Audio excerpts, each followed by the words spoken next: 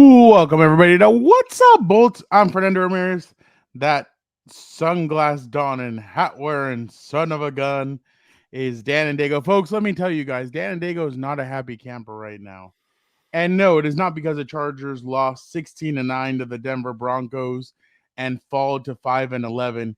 It is because, again, Dan was right. What was Dan right about? Yes, the Kansas City Chiefs just clinched the division again for the 8th straight year. But Dan said this was the year that Kansas City was not going to be, that this was the year that Kansas City was going to be attainable. They were going to be able to be reachable. And nobody in the AFC West was able to prevent Kansas City from winning the division. And that's what frustrates Dan and Daygo. They did not want it. Nobody wanted it, dude. It's unbelievable, honestly.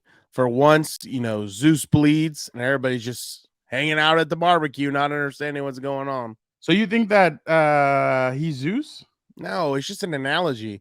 Like, this is a team that's beat down the division 8 years in a row. And, for the most part, it hasn't even been close. So you finally see the little dent in the armor, and then you just miss completely your shot. So on to next year. On to 2024, secure the top 5 pick. Let's move on with our lives. We know what the rest of the year is going to be. Dan, I mean, does this bring any excitement to you to see this guy at SoFi Stadium at all? Arash Markazi tweeted out, Jim Harbaugh leading Michigan through practice at SoFi Stadium. They had been practicing at Dignity Health Sports Park before Harbaugh made the audible to practice at what could be his future home stadium. Hilarious. Obviously, the Chargers used to play at Dignity Health Sports Park or StubHub, whatever the shit you want to call that place. Yeah, I call it StubHub. I don't care. They're practicing at SoFi. Dan, does that what do you think? If you want me to talk a little bit about the coaching search, I'll tell you this. I don't think they can get this one wrong, because if you get this next head coaching hire wrong and you see a similar trend, I think it's going to be, I already said it before on this program, like, how are you supposed to motivate Charger fans going into next year, really? Like, if you get some first-year coordinator, even if it's Ben Johnson, that's everybody's, sweetheart. That's Dan's number one pick too. That's not mine, I'll tell you that. He has, everyone is sweet on him or whatever. I don't think that does it. You need a guy who's going to really, everybody talks about changing the culture and changing everything else. That's who you need. You need a guy who's going to bring in order, bring in structure. They haven't gotten it right since they fired Marty Schottenheimer, in my opinion. I don't care that they went to an AFC championship with Norv Turner. That was probably still Marty's team. I'd be willing to bet if we look back. No, it was a year after Marty was fired. But you see what I'm saying? Marty was the last renegade they got in the building. And the reason why he was fired basically was because he flew too close to the sun and wanted too much. And they chose the GM over the head coach, which I think was asinine. And they've been paying the price since. So, what you need moving forward is a guy who's going to bring that type of hard-nosed mentality, that structure back to the program and the organization. You can't have some first-year guy trying to be the next, who's he, what's it, or whatever, trying to be McVay, Shanahan, whoever, calling plays and doing all this stuff. You need the guy with experience to guide Justin Herbert, to guide this organization, to understand that he's the leader of the whole thing. He's a CEO, and he's going to get the best coordinators he can find to make sure they are the ones who move both defense, offense, special teams in the right direction, with him, being able to be free enough to where if one side needs help, there he is, and he's giving ideas, he's going on the board and doing other stuff. I just think, you can't get this one wrong. You already are going on Justin Herbert's third head coach, his, I think, fourth coordinator, unless they keep, if they keep Kellen Moore, it would, no, hold on. It's been Steichen, Lombardi. Oh yeah, Moore. Yeah. It'd be his fourth coordinator if it's not Moore. And in my opinion, you're following a very terrible trend already. How many head coaches did Philip Rivers have in his tenure? You went Yeah, from Marty Marty, Schottenheimer, Norv yeah, Turner, Mike McCoy, McCoy, Lynn. and That's four Anthony head Lynn. coaches. 4 head coaches in 20 years. In the 4 head coaches in 20 years, let's put this in perspective. 4 head coaches in 20 years, right? In 20 years, the Patriots have had the same head coach. In the 60-year history of the Pittsburgh Steelers, they've had 3 head coaches. You know what I mean? Like, that just tells you the level of like how deep the search is or whatever it is, that these guys just have not been able to figure out that formula for whatever reason. They can hit on quarterbacks, but they haven't been able to hit on coaches. Yeah, but I mean, that's Well, yeah, no, but before we get into, we'll get into some of this in a bit. There will be, we don't know what's gonna happen with Dan in the next couple of weeks because contract negotiations are gonna be a little bit rough, but he might not be around for a couple of for about a week. So he'll be here to do the preview for the Chiefs game, but then he's gonna be off for a little bit. Negotiate. But we'll still do a wrap up at some point, though. No, yeah, we'll still do it. But I wanted to get your thoughts before we head into that point, because by the time you might come back on the show, it might be full steam ahead with off-season stuff, head coaching searches, and GM and all that stuff. Yeah, that's what it's gonna be. Yeah, but I don't expect them to do anything exciting. Yeah, but real quick, let's just get into this game a little bit. Chargers lose 16-9. Like I mentioned, they fall to 5-11 on the year. That they're right there in the mix for a top 5 pick. I think they're 7th right now, or 6th or 7th. I can't remember. I think they're 6th. Yeah. But definitely an interesting, not kind of a boring game. I mean, it was a snoozer. I mean, yeah, we all knew it was going to be a snoozer. Jarrett Stidham, 20 of 32, 224, 1 touchdown. They used the mix of the running backs, Dan, McLaughlin, Williams, Pirine. They combined for, hold on there. They combined for, take away the 6, 27 carries for 95 yards. And then receiving wise, Lil Jordan Humphrey, 2 catches for 69 yards, 1 touchdown. He had that long touchdown in the second quarter. It was a 54-yard touchdown. The Chargers decided to send 6 to pressure. Humphrey caught the pass. He should have been tackled immediately by Alohi Gilman, and I think I can't remember who the other guy was. Yeah, but he evaded 5 tacklers. He ran into the end, or he was able to get to the end zone, and he scored the touchdown. Really good play by him, if we're being completely honest. He had a very solid afternoon. On the Charger side of things, Dan, Alex Erickson, 7 catches for 98 yards. Very interesting to see him kind of come alive.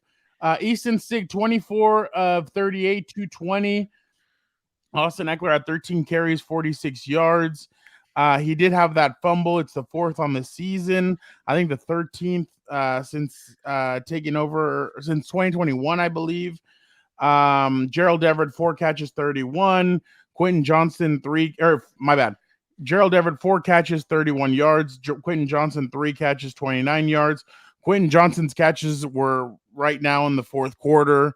They really didn't look Easton really didn't look his way until the end of the game. So definitely interesting. But on the Charger side of things, Khalil Mack was able to get his 100th sack of his career. He's at 105 or 100.5 of his career. Dan, the way it's split up is he is at I tweeted this out earlier.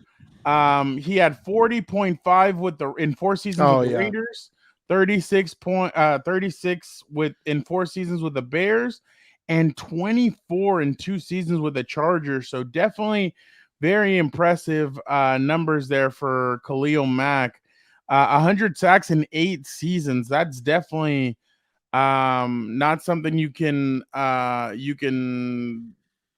easily duplicate. No, because not easy. It's a shame. It's a shame that he gets his 100th sack in a 5-11 year. Like, He's averaging 12 and a half per year, 12 and a half per year is basically what he's averaging in his career. So definitely very impressive by Khalil. But honestly, guys, other than the fumble by Austin and the touchdown by Little Humphrey, there wasn't much else there. I mean, Derwin James had I thought he had a pretty good game. Yeah. Yeah. He had 12 tackles, he had a sack. Again, Khalil Mack had a sack as well. But other than that, I mean, there wasn't really much else you can Yeah, I really mean, talk about just when it comes to the the game. offense still looking like, but I mean, it's not Herbert out there. And just the missed tackles. That's that's exactly what'll drive anyone crazy, dude. Like, it's one thing. I'll be pissed enough, someone gets a catch, fine. But to let him bounce off and get those yak yards, like that really drives me insane, dude. Form tackling, something you've been learning since youth football, and apparently at this level we forget from time to time what the hell that even is. It drives me insane, and that's what I'm talking about. You need someone who's going to bring in that grit to the team, that every single time someone has an open shot, they're going to take it because they want to hit guys. And I think that's been the biggest problem, dude. Sometimes they're the hitty instead of the hitter. I completely agree with you, Dan, especially because, I mean, guys are still playing for spots either here or on other teams. So other teams, a lot of these well, guys. and that's what you're bringing me to. Let's play a game with Dan and Daygo. Dan, there is a list of 2024 free agents of the Chargers. Back or gone is what we're going to ask you. Are you ready, Okay. Dan and Daygo? Yeah, okay. Let's see it. All right. First off, cornerback Michael Davis. Gone. He should have been gone. I said this, when they re-signed him, I thought they re-signed him to way too much money. Unfortunately, he would have been a nice project on the cheap. He has the nice length. He has the nice build for a corner. He supposedly has speed, but he gets burnt. The technique's not been there, hasn't been there. I don't know. I don't think he's improved that much. Yeah, no, he's gone. Get him out of here. Austin Johnson, defensive tackle. I think he's probably gone too. He hasn't really done much. I've seen he's 98, just so I remember right. I think he's 98. Yeah. I've seen him get bullied a few times. Yeah, he's gone. Running back Austin Ekeler. He's gone for sure. The only way they bring Austin Ekeler back is on the cheap. He's not going to get to 12 mil or 14 or whatever crazy amount he was hunting for. Tight end Gerald Everett. I see. Here's one I like. I think Everett should come back, and here's the reason why. I think, obviously I would prefer him as a number 2. We need to get a number 1 tight end, get a little 2 tight end set going. That'll be good. He's a hard runner. When he gets the ball, he gets open and he's a hard runner. I personally like Everett. I think he's come up clutch. He's been productive when others have failed to pick up the ball like we've seen. He has a good feel. Maybe he's not the blocking type, and that's fine. I mean, I'll take him as a receiver. That's fine. I like Everett. I think he should come back 100%. Bring him back again. Kenneth Murray. Gone. Get him out of here. Get him out of here. Another one I didn't understand. I don't know why they hang on to some of these guys so long, but it is what it is. I don't, and I know they were trying to hype him up last Sunday at the stadium that he's the leading tackler of the team. He's a damn middle linebacker. He should be leading the team in tackles. I think he has a hard time filling the gaps in the run game. He has a hard time covering. Hell, even when they send him on blitzes, sometimes he has open lanes and he lets the running back bully him or move him off his spot and everything else. It's just, no, he's gone. He needs to go. Wide receiver Jalen Guyton. Gone. He should have been gone. Another one, he should have been gone. I don't understand why they kept him. Personally, I remember a few years back or a year back or whatever it was, there was a whole turmoil over him or Tyron Johnson. I thought Johnson was better out of the two. You'd seen him do a lot more, I think, with Herbert. It is what it is. He needs to go. Gone. Center Will Clapp. That one's going to be tough. Maybe, don't get me wrong. If you can find another guy, find another guy. But this year he might have looked a little bit better. He's improved a little bit. He might be back, especially for cheap for camp. He might be back. Running back Joshua Kelly. I think he's gone, dude. I don't think he put enough tape out there, and unfortunately some of it's not even his fault because I don't know why, again, I think Kellen Moore deserves a lot of the blame, just like Staley got, just like everybody else got. I don't understand his mentality in the sense that, like, he would involve both running backs early in the first half, and then the second half he would just say, hey, Kelly, come sit next to me, dude. I need a buddy over here. Help me call some plays. I don't understand it. I don't think he's put enough out there. I think he might be gone for sure too. Free safety Alohi Gilman. Yeah, he's gone. Yeah, he's gone. He's made some plays here and there, but I don't think it's consistent enough. I think, again, you need to find someone for Doran out there, and I don't think they've been able to find that. In the game today, for instance, there was a few times where either he could have made the play or they could have made the play on him, and just both players dropped the football. So, yeah, no, I think that project has run its course. Cameron Dicker. Oh, no, obviously he stays. What the hell are you doing? You finally solved the kicking question. Yeah, no, he stays. Keep him. Offensive coordinator Kellen Moore. I think he needs to go. Especially if it's Jim Harbaugh. I think he's going to want to bring in his own guy possibly. But, I have not been impressed with Kellen Moore even when Justin Herbert was in the game. There's been a lot of just questionable things. I don't understand. I know Mike has some speed to him and stuff like that. I still wouldn't throw receiver screens to him. You know what I mean? Like, I personally don't think you have, at least in the receiver room, maybe you have Darius Davis for that. But it's like, other than that, put Ekeler in the slot, put Ekeler out there. If you want to throw a receiver screen, like have Ekeler take it. I wouldn't use Mike for those things. And again, because they used him like that eventually led to his being injured and being out for the year. I think that's a misuse of him. Again, I think he just failed with all the hype that was before him. I don't think he performed as well as he should have.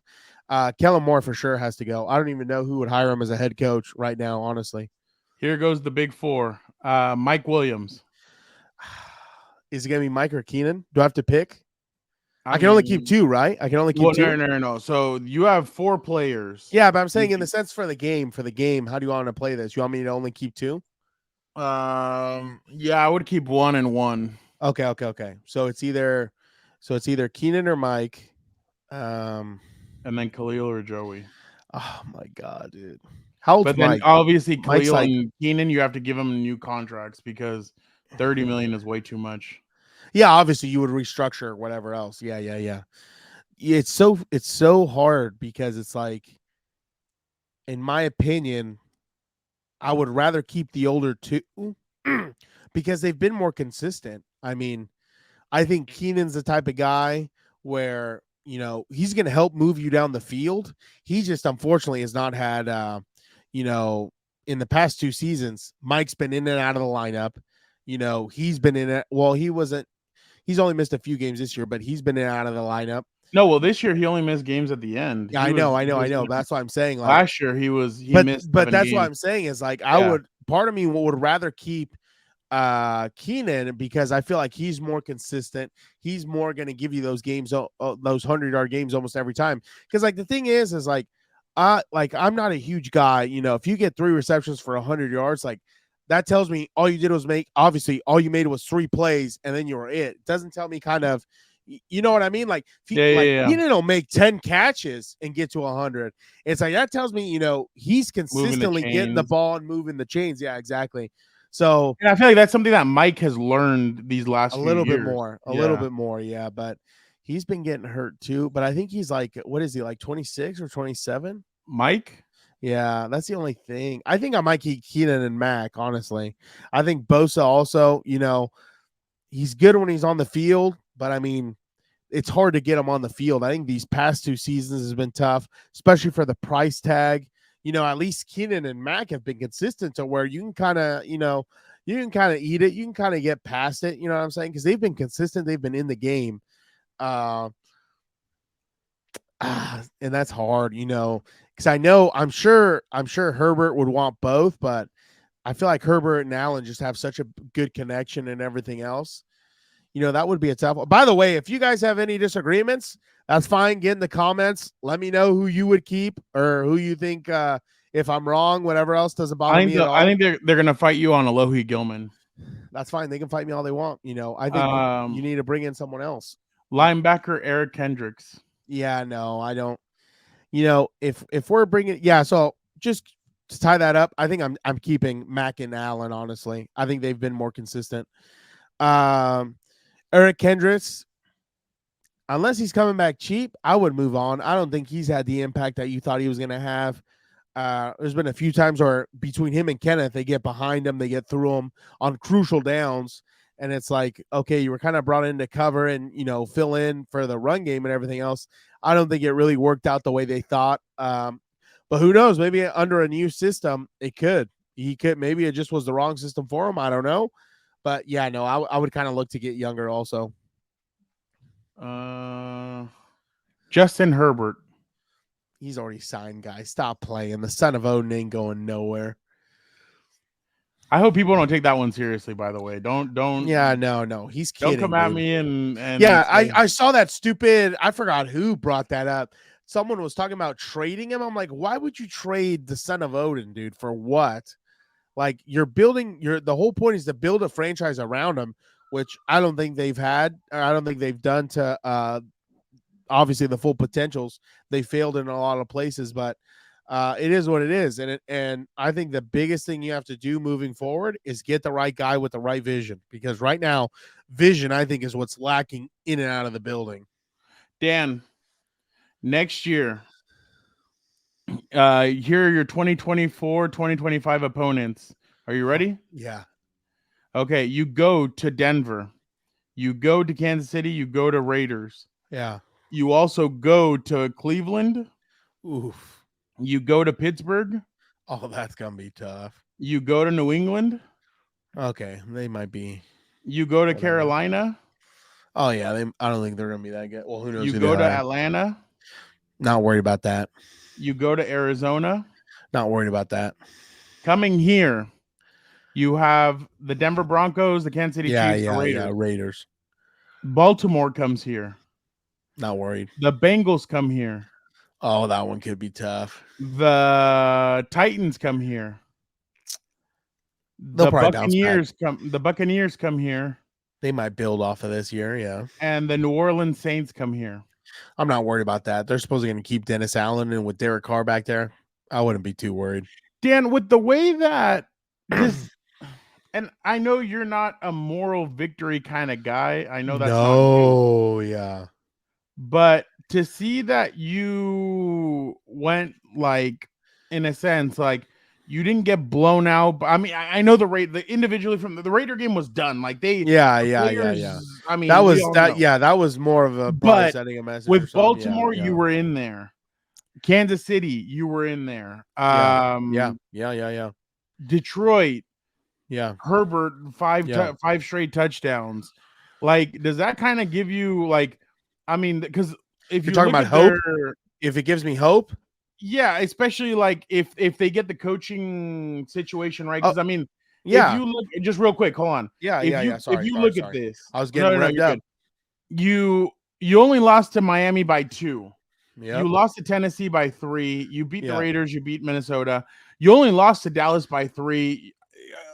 Let's look at Kansas City objectively. You only lost by 7 because that was just that garbage time punt return for a touchdown. Yeah. But then Detroit, you only lost by 3. Green Bay by 3.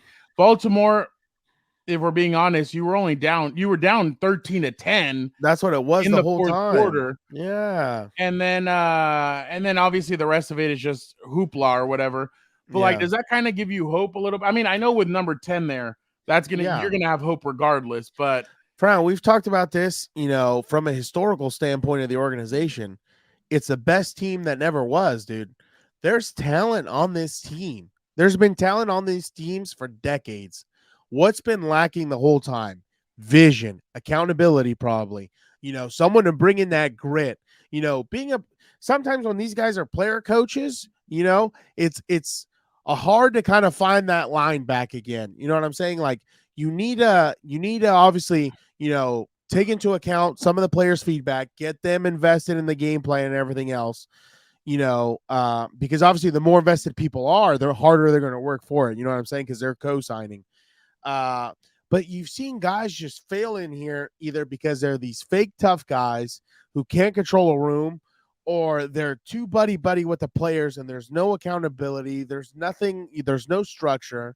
And it's like, again, I understand people want to say football's changing and everything else and the today's age and yada, yada, yada. It's like, I understand you have to change with it, but the freaking, what's it called? The freaking, I don't even know how to say it. The building blocks or the basis of football does not change. Like, just because I don't cuss out the players or I'm not in their ass 24/7 doesn't mean, I'm not holding them accountable. I'm not having tough conversations with players. It doesn't mean that in film we're just kind of like whatever's about it because we can't yell at players. We can't do anything anymore. And it's like, you have to have that old school mentality. You have to, because let's be honest, Frown, grit, perseverance, everything else, that's old school mentality at this point in today's age. It's like, I understand a lot of these guys are professionals, they're millionaires and everything else. But if it's about winning a ring and legacy, that starts with building that type of culture in the room. I think it was perfectly, embodied, just as an example, I think Edelman on his podcast was talking about the first time he was in the building, in New England, and that he saw a lot of, obviously Patriot memorabilia up on the walls and images and this and that and that. Belichick asked him straight up, "Who's this guy? Do you know what game this was? Do you know what that is?" And, he couldn't answer it. And he's like, "Well, get to studying." And like, that's the type of culture you want to bring into, where it's like, we understand who we are and what we're doing. And we're building towards, obviously the ultimate goals at championship. And we're doing it not only for ourselves, but for the fans who've never seen it happen before, and to the players before us who've never done it. Like, that's my message always to, I kid you not, just personal story, real quick, coaching, real quick, personal story. Our meeting room every single time, right, is in an upstairs, classroom. Right next to it's a trophy case. In that trophy case, the trophy case is full, Frown, but it's full of second place trophies. Second place. Who the hell holds a trophy case for second place, Frown? I make the kids almost walk by it every day. And I'm like, fellas, who the hell wants to be remembered as second place? What type of legacy do you want to leave at your school? What type of legacy do you want to leave when you bring your kids back here, showing them, showing them your old high school, your alma mater? What type of legacy do you want to leave for yourselves and print it in your brain? What type of legacy do you want to leave for the underclassmen? That's the biggest thing I try and get across to these kids to understand, because I tell them all the time, this isn't me bragging. This isn't me, trying to relive my glory days. But I always tell them, for the rest of my life, I take my kids to my alma mater. They're going to see two banners up there that their dad, their grandpa, and hopefully I get to see it, their great-grandpa put up there. It doesn't matter how much time passes. No one can take it from you, and this is what I tell them. No one could take it from you, just like they can't take it from me, and it's always going to be there and stand the test of time. Why wouldn't you give everything for 4 years and try and make that happen? And, I understand that's not very popular with a lot of kids today because of TikTok, social media. I'm on the grind, but really I just take a photo and then I go back to sleep or whatever it is. Exactly. Like all that sideshow crap.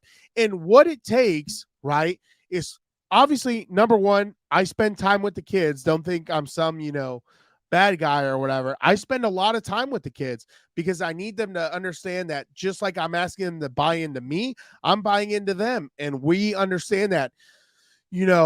Players can smell BS from a mile away. Exactly. And that's the biggest thing. It's like, I tell them all the time, I'm going to yell. I'm going to get excited. I don't know what to tell you. I always tell them I'm a Hispanic. Blame my parents. We get excited, we get loud, and it is what it is. But I always tell them at the end of the day, I'll coach I always tell them this all the time. I'm like, I'm going to coach the dog piss out of you, but I'm going to love you hard. And they understand that and they know that. So that's why when, and long story short, sorry, I went on a little tangent. Long story short, that's the type of culture you need to bring into a room full of professional millionaires, get them to buy into themselves, buy into the team, and understand that everyone, especially in the pro league, everyone gets paid after a Super Bowl. You know what I mean? It's like, why wouldn't you want to work towards that? I just don't get how much harder it is, spreading that message, because you're literally immortal forever. Forever, that team, those players will be up, in the history of the organization. It's like, I guess I'm a huge legacy guy, no matter what. So that's the type of mentality they need to bring that back to. It's like you could tell, right? Marty takes over. They start going. They're grinders. You remember seeing those defensive front. They like to hit. They like to get after it. Even on offense, they'd get after it running the football. And it's like after he leaves, that's when you start seeing all the missed tackles, the miscues, all this other stuff. Obviously, you had a few with him too, like the Marlon McCree and all that other stuff. But there's just you don't have that juice, dude. And Well, that's what they need. And the thing is that when people walk into the Lakers, what's the first thing that they look at? Yeah, the banners. Genie Bus's office. No. Oh, my bad. The trophies, laid out. Like 100%. People always look at that stuff. Why? Because that's what matters. That's what changes. And that's the thing. That's why this head coaching hire is so important. I spoke to a player probably a couple of weeks ago, and I threw out the name that everybody keeps on saying, and they're like, that guy would change the culture here. And for the better, 100%. So, I mean, that's the thing, is that you like even players know about the stuff that people are saying on social media and everything. And you ask players names, and they're like, yeah, no, that's what they want. They want somebody who's going to go in there and they're going to believe in that guy. I mean, I think in the broadcast, I remember I heard that they said that Derwin James was asked about who he wanted, and he said he wanted a needle mover in the locker room. Somebody who's going to move the needle in the locker room. Like, what more? Like, one of your captains already saying that you need somebody who's going to do something like that. And again, I'm not advocating for anybody, because the Chargers are going to do whatever they want to do, but it obviously it seems like a no-brainer when it comes to who their next head coach should be. Yeah. And but I mean, we've seen it before. I mean, in 2007, they interviewed a lot of names that you're like, oh, okay, wow. And they select Norv Turner. Yeah. And from what I've heard and what I've asked other people and I've talked to, Norv was a guy that was liked by players because he was easygoing. Yeah. Okay, cool. Yeah. What do you want to do? Same thing with Mike McCoy. Okay. Anthony Lynn was a little bit more of a hard ass when it came to. But the players respected him. He and Rivers got into it on that sideline. Yeah. But the players respected him.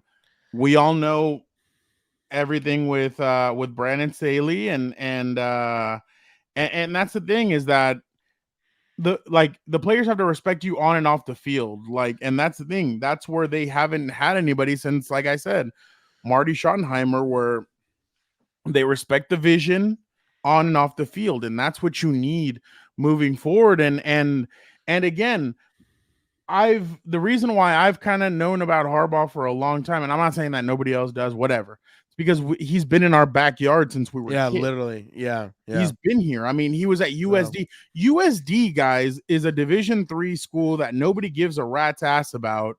He built them into a winner. Yeah. He goes to Stanford. It is D1 though. It's just my bad. Yeah. Sorry. Tier 1, lower tier. Yeah. My bad. Yeah, that's what I meant. Sorry. Yeah. I'm sorry. But all the Toreros are going to be in the comments. We're T1. How dare you? Yeah, but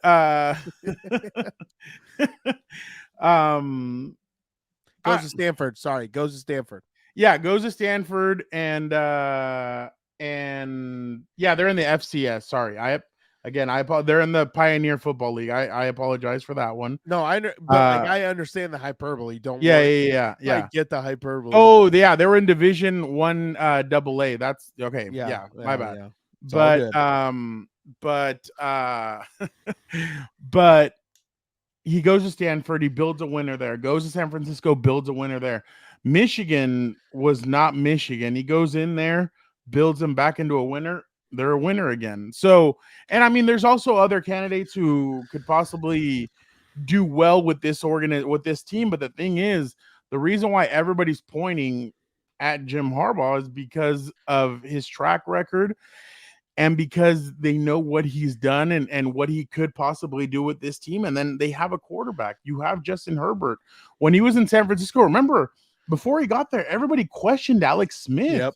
Nobody knew who Alex Smith. Everybody knew Alex Smith. I mean, in San Diego knows him, obviously. Yeah. But they questioned if Alex Smith could be that legit guy.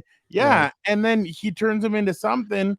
And then obviously Alex Smith gets hurt. Colin Kaepernick comes in, but he even turned Colin Kaepernick into a good quarterback. Then he leaves, and then Colin's whatever. I mean, you it can goes down the tubes. you can you can decide for yourself what Colin was after. Yeah. But then Alex Smith still plays at a high level in Kansas City. Obviously not at a Super Bowl caliber level, but because they never won the Super Bowl with him. But still, he played at a high level in San Fran, and we all know what that's like. But or in San Fran, sorry, in KC, when he went to Kansas City. But again, I mean, it's just going to be interesting to see what the Spanos family decides to do.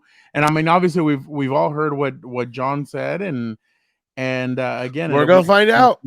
Yeah, I know it'll be interesting, but I just wanted to touch on this because, like I said, because Dan might not be here for a little bit of. Because I mean, that's the biggest thing. I mean, like we talked about it after the Raider game, especially for ownership. Like, what type of legacy do you want to leave, dude?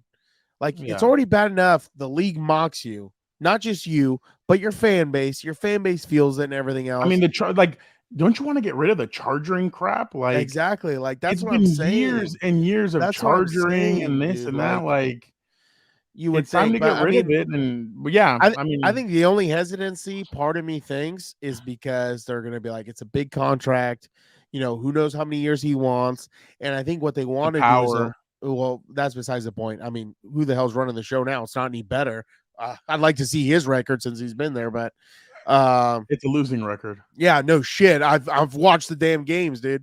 But I think what they want to avoid, and this is just my opinion, obviously, they saw what happened in Oakland. They go after, quote unquote, two big names, depending on how you see it.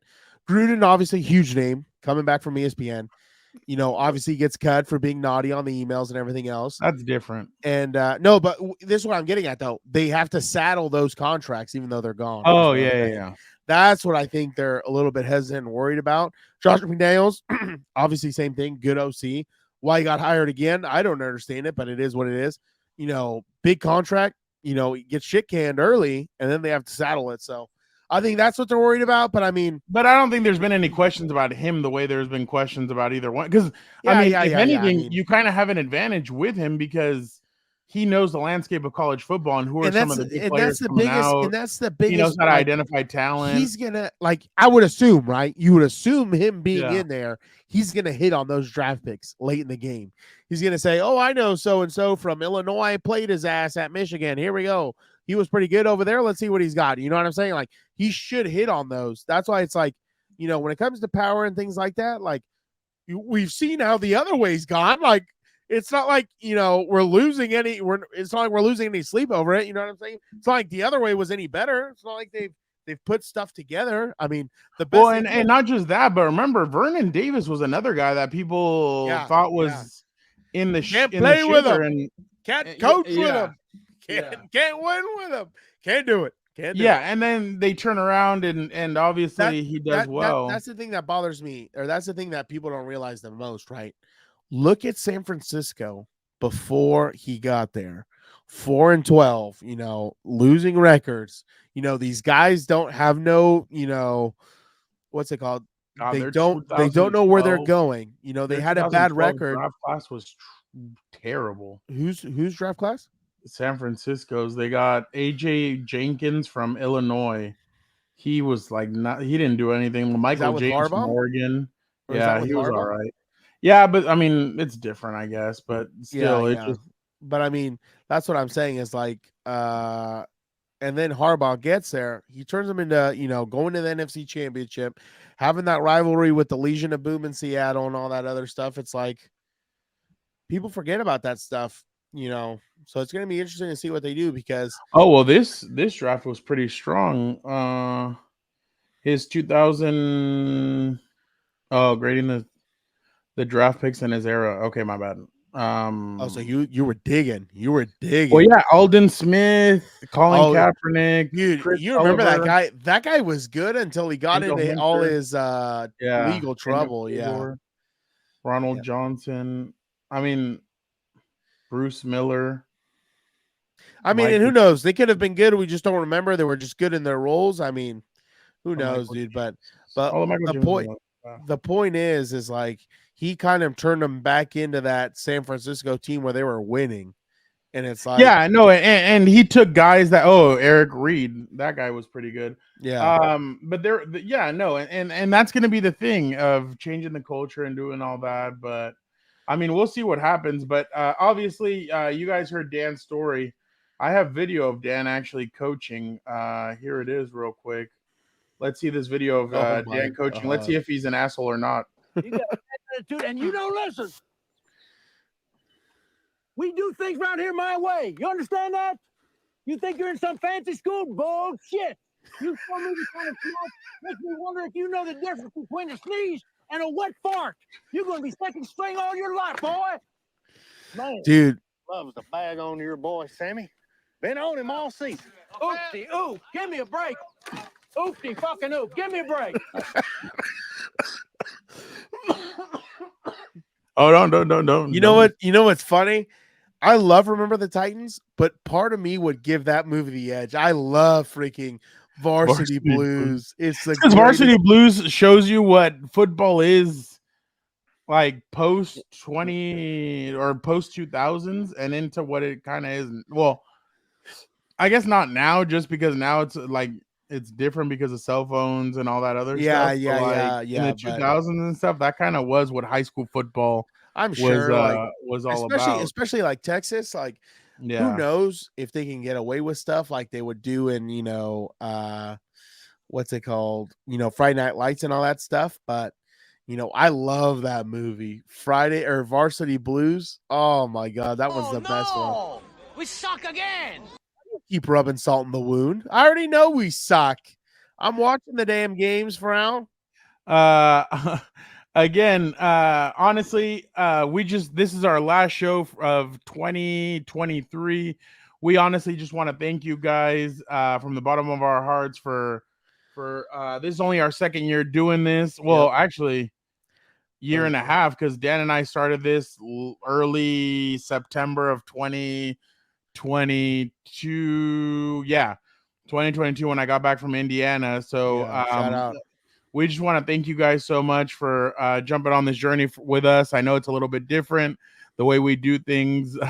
Honestly, there's no scripts. There's nothing. Dan and I just come out here and shoot the shit with you guys. Yeah. So we hope you guys enjoy it. The most important thing, right? And I keep saying this, you can hate my takes, but those are genuinely my thoughts, not for clicks or anything else.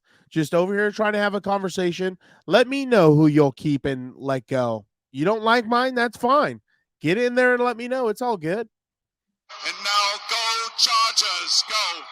Where are they going to go to, Frau? The top 5 pick? That's the only thing I have to root for now. Just keep sucking and lose so we can hopefully get a top 5 pick and everybody else win. That's what she said. There it is. There it is. A little debauchery before we get out of here. Hey. But obviously, we just want to thank you guys so much for spending time with us every Sunday, every Wednesday, every whatever day you guys listen to us. But again, thank you guys so much. Again, in 2024, we hope to only get better, get you guys better guests. Again, we will be at Radio Row. We're hoping we're going to get some kick-ass guests for you guys. Hopefully we can keep on improving, get, like I said, better guests this upcoming season. Hopefully we can keep on improving and honestly, again, thank you guys so much for listening. Thank you guys so much for commenting. Thank you guys so much for liking. Thank you guys so much for subscribing. Honestly, this show would not be what it is without you guys. Facts. Again, thank you guys so much. Dan, again, thank you so much for always giving us your amazing takes. Again, have mercy on us when it comes to the contract renegotiations with you. Yeah. But honestly, this would not work without Dan. He's our driving force. He is the one that makes this fun. But again, Oh, I saw some comments. I should be replaced, Frown. Don't forget. no, those came from Lions and Ravens fans and Gilberto's burner. I don't know who Gilberto's hates. burner. I wonder which fan base hates you more, Ravens, Lions, or Dolphins. I can't believe the Lions. Oh well, no, I can believe it. Never mind. I take it back. It's because I don't like either quarterback. That's why. Oh, I forgot to ask you, in 2024, should Hilberto return? Should Gilberto return? Of course he should. I need a punching bag. Make sure he comes back. All right.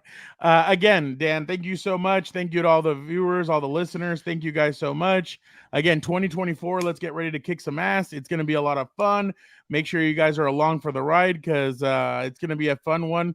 We're only going to grow from here. I hope you guys are excited and ready for what we got in store for you in 2024. But again, thank you guys so much. Have a great New Year's. Make sure you guys stay safe.